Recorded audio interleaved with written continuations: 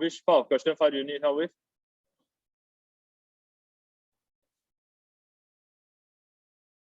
Question 6. Which part?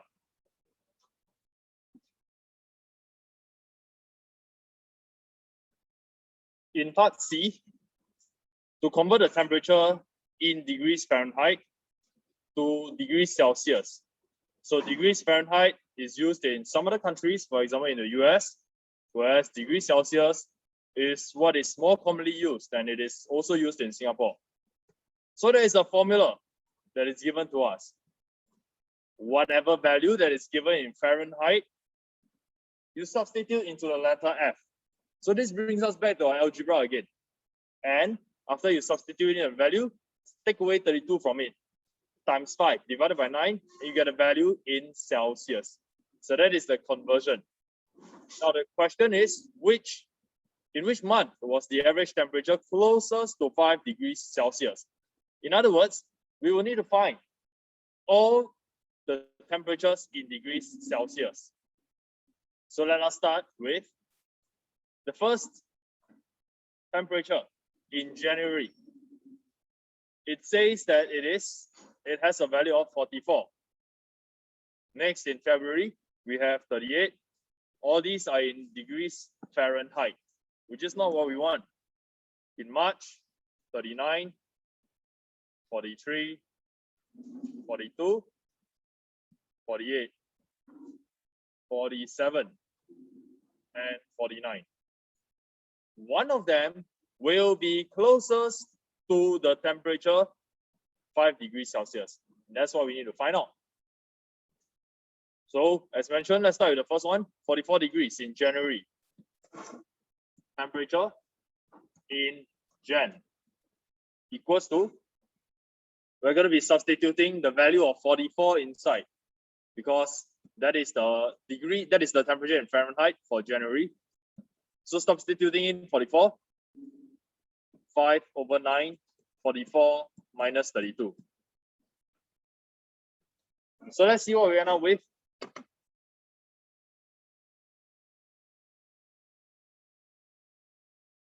We get 6 and 2 over 3 degrees Celsius.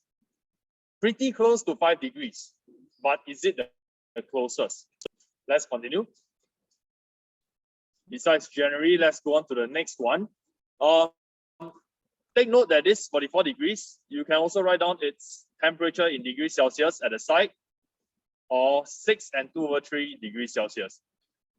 Given that we want to find 5 degrees Celsius, would you like to choose a number that is greater than 44 or less than 44? Remember, we want to find the value that is closest to 5 degrees Celsius. Currently, the only temperature that I found in degrees Celsius is 6 and 2/3 degrees Celsius. 6 and 2/3 is more than 5 degrees Celsius. I want the temperature closest to 5. So there is no point checking 48, 47, and 49 already, because they are going to be more than 6 and 2/3 degrees Celsius, which is further away from 5 degrees Celsius. So I'll only be interested in the temperatures less than 44 degrees Fahrenheit. So let me go to the extreme bottom to find out what 38 degrees is in Celsius. So for February, 38 degrees.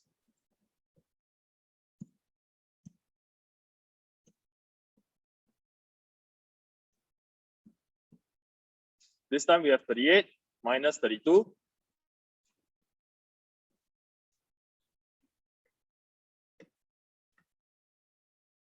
We get 3 and 1/3 degrees Celsius.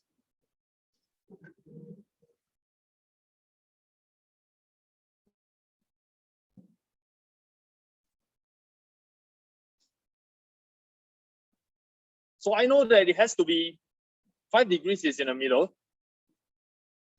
We can continue checking everything else.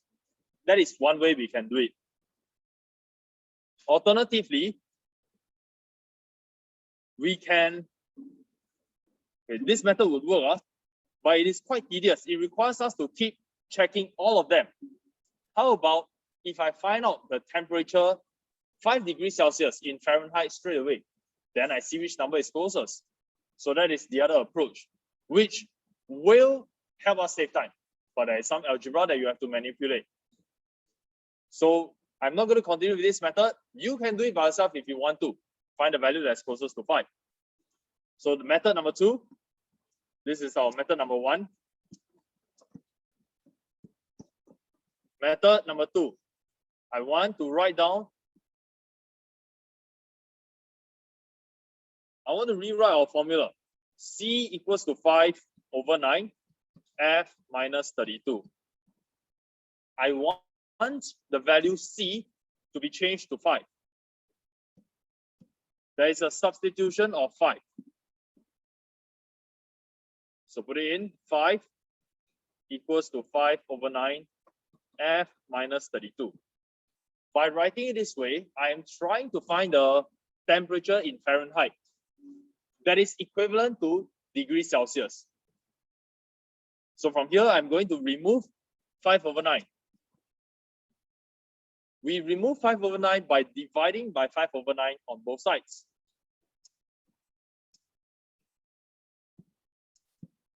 Divide by 5 over 9. Divide by 5 over 9. And so we end up with 9 equals to F minus 32. Now I want to remove the negative 32 degrees. I do so by adding 32 on both sides. And I end up with 41 F. So this tells me that 5 degrees Celsius equals to 41 degrees Fahrenheit. We are trying to find the temperature that is closest to 41 degrees Fahrenheit. So from here, I can go back to the graph and search for 41. We do not need all these already for method number 2. 41 degrees Fahrenheit is this line, which is the same as 5 degrees Celsius. And from here, we can see from the graph which is the nearest, closest to 5 degrees. And that gives us the month of May, which has a value of 42 degrees Celsius. 42 degrees Fahrenheit in the month of May. Okay, Sean? So 2 different methods. The first is the longer one.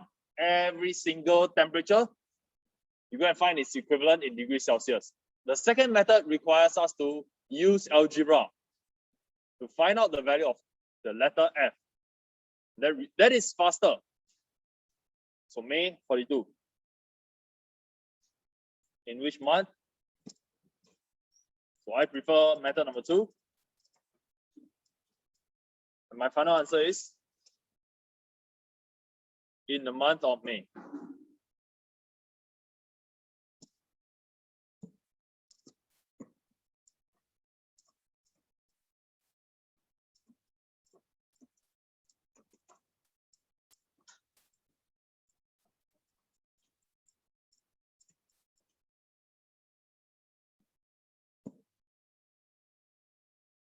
So this is question number 6.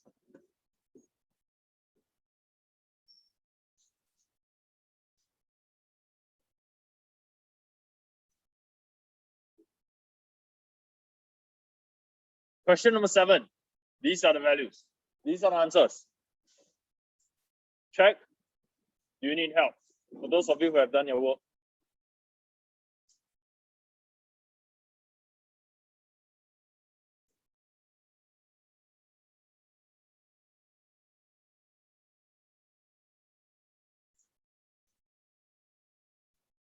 There are no issues.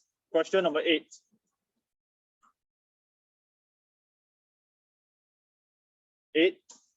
C.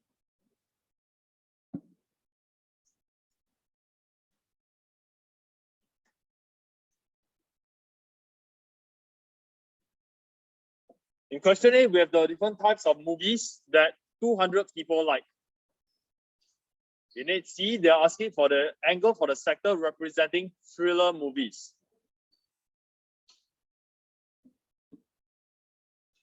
So finding out this angle.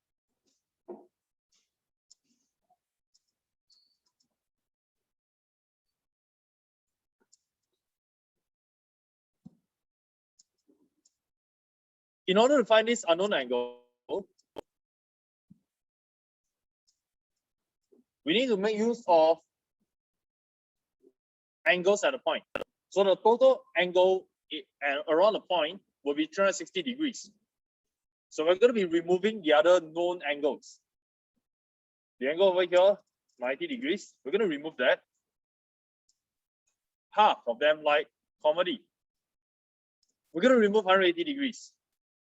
That leaves us with the next problem. What is the angle for horror? It says 1/8 over here. This 1/8 refers to fraction of people who like horror. So what is the angle for 1/8 of a full circle?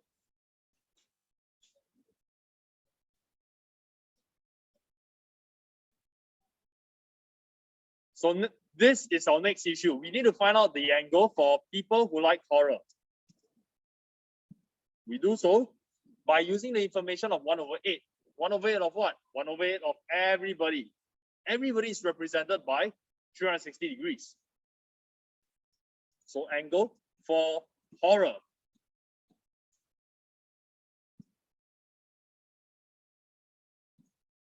One over 8 times of 360 degrees. That gives us 45 degrees. With this piece of information, we've got 45 degrees. With all this information, we can remove 90 degrees, 45 degrees, and 180 degrees from our total sum of 360 degrees to find out the angle for thriller. Angle for thriller. So I use 360 degrees minus 45 minus 90 minus 180. The reason I'm using 360 will be angles at a point that results in 45 degrees. So besides using angles at a point, we can also use an alternative. The alternative is 180 degrees minus 90 minus 45 by considering only one semicircle.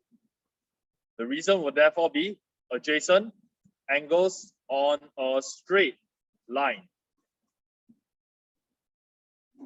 resulting in the same answer, 45 degrees.